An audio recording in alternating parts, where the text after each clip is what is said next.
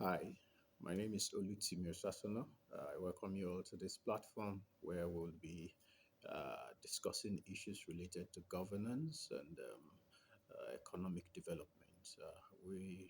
We're going to be welcoming different arguments, contributions on these subjects. This platform will host scholars, we host professionals, their various fields. Will be able to shed some light and throw some veins into the subject. Primary to this is to look at national economies, to look at the low income countries, why they are trapped where they are, why have they not been able to achieve significant industrialization and self sufficiency. We want to look at the middle income countries. What are the lessons we can learn uh, from them? How did they get there? What did they go through? What are the reforms to get into middle income category? Yeah. But even at that, we also want to look at countries like Brazil, Argentina, who have spent some significant years in the middle income category. Why have they not been able to transit to high income countries? So we want to learn from big economies like United States of America. What have they done, to achieve what they have achieved? What have they done differently to be able to transit to high income countries? What are the lessons learned?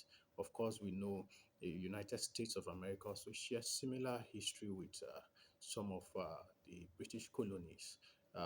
Were all colonized. So what did they do differently to get to where they are? Can some of these policies be adopted? Can they be domesticated? Can they be replicated in other countries? Of course, considering their uniqueness, there are some local factors that we need to put in context. Let us look at China, for example, what is now called the China miracle. Uh, it's born out of series of years of trial and error, reforms, different policy trusts, and all that, and adoption of so many policy reforms that at the end of the day birthed what we call the modern China today. So, what are the lessons we can learn from China? Well, of course, we can't remove politics. We can't remove political situations, context of each country from this discussion. How has the politics significantly affected economy? Economy and politics are twins. You can't separate them. The politics will also always affect economic policies. So, uh, what lessons can we learn? The idea of this is not just to engage in an endless conversation. No, the idea is for us to be able to bring out some lessons learned and make certain recommendations, especially, okay, can we ask questions? When are reforms due? What kind of reforms are necessary at certain time? What can we recommend to national governments considering their local context that will be applicable for them and be realistic for them to be able to develop? We can't. It's not possible to copy and paste policies. No. Okay. Can we study national governments and see? Okay, what can they do differently? Let's leave all. Of course, we consider the theoretical backings, ideologies concerning economic policies and all that. But beyond the theoretical arguments, what are the practicabilities of these arguments? What can we recommend at the end of the day? So we want to be able to recommend to low income countries and say, okay, do this and that. Let's look at these reforms. Can we do it differently? Perhaps it might help to achieve certain goals. We want to look at the middle income countries. What can they do differently to transit? Of course, with the advent of technology, we might not be able to follow the traditional models of development. Now, with the invent of informatization, now we have access to so much information, we have access to so much technology. Can we, for example, look in the future and say there's going to be an African miracle, like a China miracle? It is possible. It is very possible. So, what are the things Africa can do differently to achieve what we can call African miracle? Remember, some of these models are not theoretically applicable. Some of these governments didn't set out. For example, China didn't set out, oh, we want to achieve China miracle.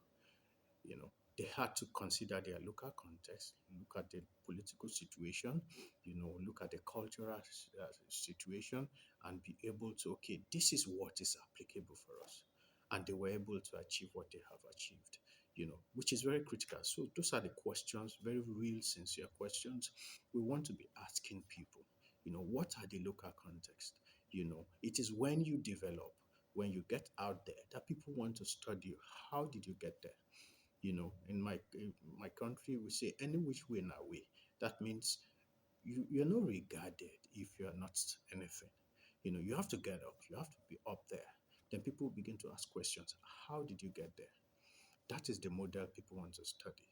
You know, America got to where it is today, not in a day. There were ups and downs, there were failures, there were successes, there were reforms that were discarded, there were reforms that were adopted over the years, and now we have what it is now. America didn't set out to be a capitalist country.